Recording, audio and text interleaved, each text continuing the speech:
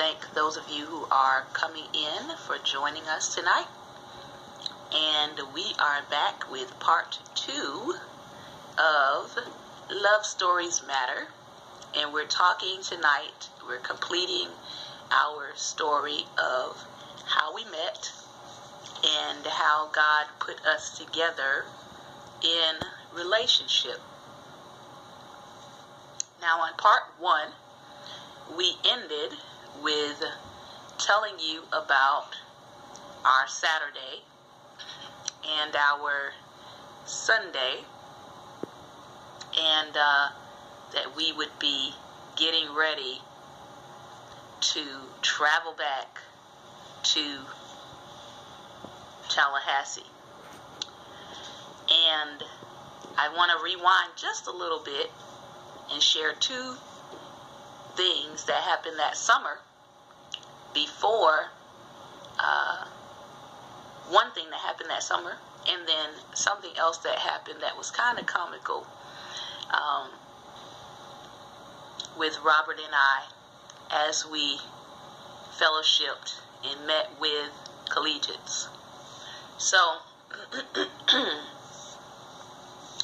that summer, before the summer ended and everything happened, and Robert came down and all of those shenanigans happened on part 1 of this recording, I had several proposals before Robert, and 3 different proposals. One was from a gentleman that I knew in high school.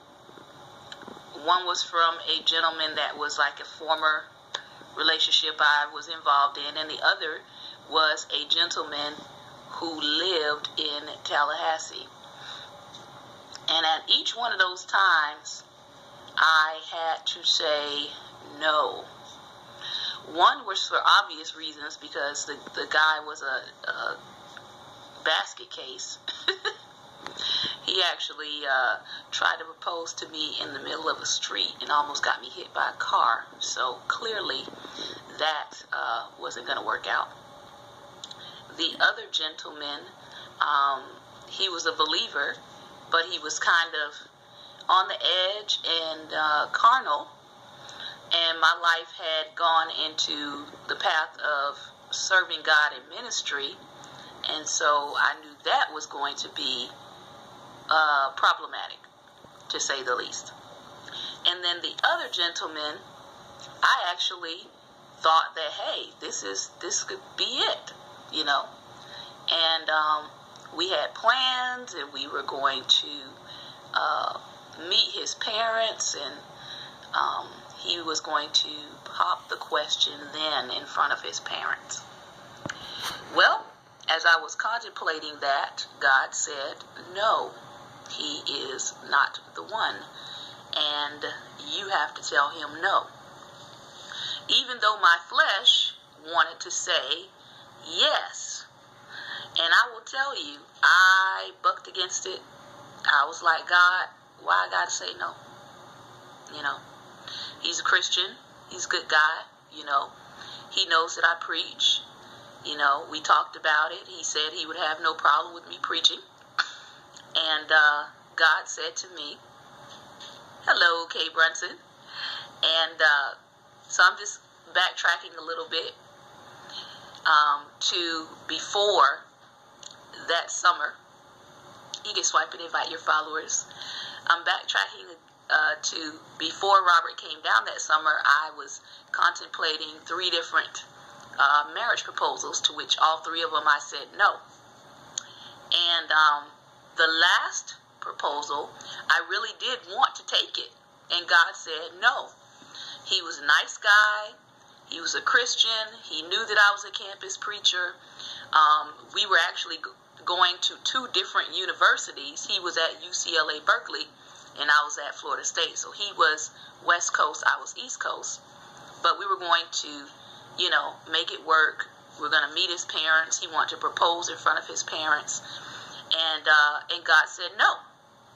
Now, you have to understand, I was 19 And I've already gotten 3 marriage proposals, and I had to say no to all 3. So I'm thinking to myself, most women, they want at least one wedding proposal in their lifetime. And so to say no 3 times, it was kind of frustrating, and especially on the 3rd proposal, because I was like, okay, God, what's wrong with this guy? He's nice looking, he's in college. Then I believe he was planning to play football professionally, and very nice guy. He knew that I was a campus preacher. We talked about the future, and he was saying that he wouldn't have a problem with me, being a woman preacher and all of that kind of stuff. So I was ready to go. I was set, and God said no. And I'm just going to tell you, I threw a temper tantrum. I was like, God, why? What's wrong with him? And I remember, as I was going through the process of my temper tantrum, I remember God saying to me, he said, he's not going to be prepared for where you're going. And I'm like, what? What are you talking about? And he said, you want to pick a mate for where you are right now in life. I'm trying to choose someone for where you're going. And so that was kind of like my first lesson. Come on in, brother. That was kind of like my first lesson in, hearing God's voice and hearing God say to me, absolutely no, So before then, I recall a previous conversation that Robert and I had, along with some of the other collegiates, and we were all sitting down and we were talking about, what we wanted in a mate and what we wanted in a spouse, right? And so, of course, it's a room full of, mostly women, and Robert decides he wants to break out in this discourse about what he needed in a woman. Well, I was being honest. He was being honest. Very honest. And so, she was scoping the room before. We were all looking at him like, don't nobody want you. Don't nobody want you. Listen.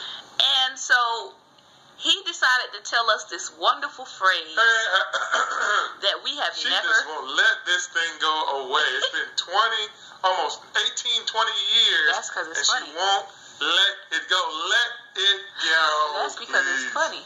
So he says to us, collegiate girls and stuff, he says, you see these hands? You see these hands? These are a man's hands. I need a woman that can feel these hands. Wait. Let me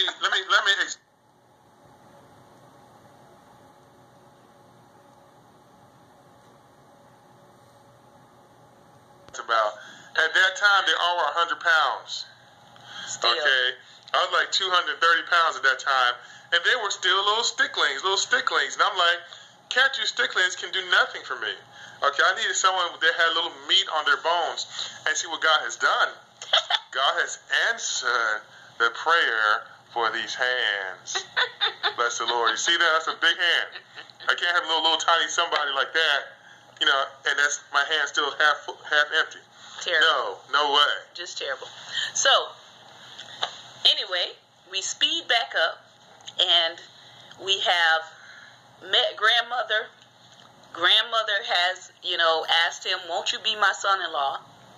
We have met his mom. His mom at the lunch table is asking, when are we getting married? And he has met my mother. And my mother is handing out phone numbers and addresses that nobody told her to. So that was kind of how our evening ended. And the next day we were getting ready to drive back up to Tallahassee. And so in that process, we pretty much wanted to kind of forget all of the stuff that we had been hearing from our relatives, because I was like, okay, this is crazy. You know, none of our relatives during that time, none of them met each other. Like, these were all three separate, insulated, incidences, and they didn't know each other. But yet they were all had these similar kinds of attitudes and behaviors about us. And I was like, listen, we're not doing this. We just not doing this. So the next day, he picks me up. We are driving back to Tallahassee. And if you know anything about, driving from South Florida all the way up to the Panhandle, it's a long, lengthy drive. Yeah. And so during this drive back up, God did something really, really awesome that to this day, we have not ever seen. We know that skies are beautiful, but we have not ever seen a sky like this ever again. I mean, the one time I decided to give her a ride, a long distance ride, it was the first time from down south to now. Okay, I got to sit up, she says. From down south to now, she winds up God decided he wants to paint a picture. Her being an artist, we didn't know, me being an architect, it was interesting. We both actually had something that was beyond Bible that we were able to relate to. So God decided to do a working wonder. See, people don't understand this here. I mean, if God has ordained for y'all to get married, he will start, as it was in the days of Moses, there was a pillar of cloud by the day and a pillar of fire by night. Well, he would do similar kind of things in the atmosphere to let you know that he's there with you all, with your relationship. But it was amazing. I've never, from that point, and even since that point, ever seen the sky look that dramatic. It was amazing. It was reds, it was blues, it was purples, it was all those colors. So as we were driving, it was literally like the sky was changing colors before us. Yeah. It was literally like a paint palette for 3 hours. It wasn't just like, a few minutes. You know how the sky turns really, it could turn different colors right before the sun sets. This went on for like 3 hours, where the sky was changing colors. It was like pinks and blues and yellow and orange, and it kept doing it. It was amazing. To the point where we were kind of, welcome Maisie to be blessed, we were kind of amazed by what God was doing in the atmosphere. Yes, he was. And as we were amazed by it, we started actually having a conversation that didn't have to do with the Bible. Right. It was amazing. It's amazing. Hello, discern. And so, as we're driving back up and we're having this conversation, we're starting to actually relate to each other. Hello, discern. We're starting to relate to each other outside of the Bible. Right. It was amazing. And this was kind of like the first conversation that we had that didn't really include the Bible, that we could actually find out kind of what each other interests were. Here, let's bring it a little closer. Bring it a little closer. Okay. There we go. That better for everybody? There I go. All right. So, as we're having this conversation, because I've only ever really known him at this point as, someone who goes to church. He's a good brother in the Lord. He helps out college students. But I had never, like I said before in part 1, I had never really had an interest in him. So now he begins to share about his profession, and I find out that he's an architect. Right. And I'm like, what? What do you mean you're an architect? It was amazing, because the thing about the sky that was so amazing about the sky is that as a child, I always loved staring at the sky. I mean, as a kid, I was a big nerd. Women hated me. They made jokes about me, and I was like the butt of virtually every social joke in my younger years. So I said, forget people. I like to study nature. Look at the sky, stare at the sky. Look at trees, look at landscapes and all that. And that was one of my favorite things to do. And the thing that was so amazing to me about it, I always wanted to have a friend in life to be able to stare at the sky with me. And God said, okay, look at this. I'm gonna take what you love in the natural, and I'm gonna make it and put my hand. See, you think these hands are mine? As she said earlier, you see these hands? These are a man's hands. You know, the woman to feel these hands. Well, God said, I'm a God. I have godly hands. And I can change atmospheres just to allow you all to understand that y'all need to relate some more. And then, ain't that something? So as we began this to keep talking in the car, we talked the entire time about art because my major was art education. So he found out that I was an artist, and I found out he was an architect. And we were able to have this 3-hour conversation about the sky, its colors, its changes. Like, we went into total nerd mode, and it was great. But, you know, after we got back to Tallahassee, I was like, this was a really good conversation, you know, that I finally actually got to know him a little bit better. But that didn't really trigger anything in me, if you know what I mean. Like, that didn't trigger me to say, oh my gosh, I think he's, you know, the one. So after we got back, some weeks went by, and before we had left, like the summer before, like we said in part 1, anytime somebody would try to mention anything to us, you know, we would say, Satan the Lord rebuke you. Right. You know, the devil is in you, whatever. Right. And there came a point where after we got back, Robert would come over to my apartment, because I had a roommate then, and he would just kind of sit on the couch. Wait. Before she started going off and we just go into her apartment, no, we wasn't trying to hook up with her, nothing like that. No. What happened was, with that environment, 99% of the time dropping her off, it was at night, okay? So as a man, I just don't believe in just dropping some off at the curb. I would walk her to her door, okay? And when he says at night, he's talking about like after church service. After church services, because that's when I would drop her off and do these things. So it was late at night. I want to walk her to the door, just as a gentleman would do, making sure that she's safe and reliable. And in most cases, in church, we shout, we jumped, we did all kind of stuff. And for me, I did a lot of musical playing. So usually after church was my thirstiest time of life. So she would be nice to offer me a glass of water or something to drink as I brought her to the door. So that's where that going to the apartment where her came from. It had nothing to do with me just wanting to go over there and be a man at night. So that's no. Yeah. So, but as the weeks went on, my roommate came to me and she said, you know, have you noticed that, you know, your relationship with Robert has changed? Like, you all aren't as combative as you used to be. Because we used to be like, you know, debating and arguing over the word and those kinds of things. And so when my roommate brought that to my attention, I was like, you know what? You know, you are right. I need to tell him that he need to go home, you know, and he doesn't need to, you know, come over and sit down and ask for glasses of water and get glasses of water and all that stuff. So because people were beginning to notice that there was a difference in our relationship, we still didn't notice it. We didn't notice it at all. It was crazy.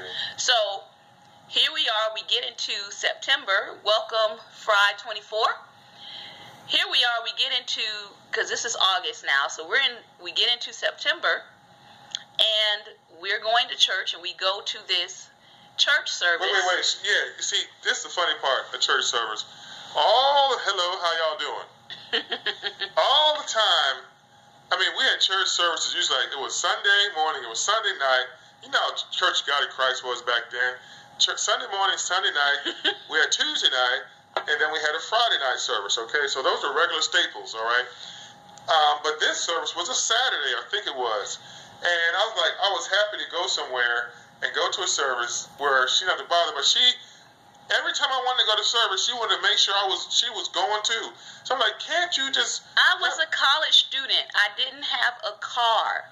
Look, So you don't have to go to every church service. I wanted to go to every church service, and he was willing to take me, so I got a ride. You know, this is what college students do, people. Okay? They don't have a car, they want to go to church, they get a ride. Right. So we go to this church service, and it's at a church that was really, really, really small. Just kind of getting started. Just getting started.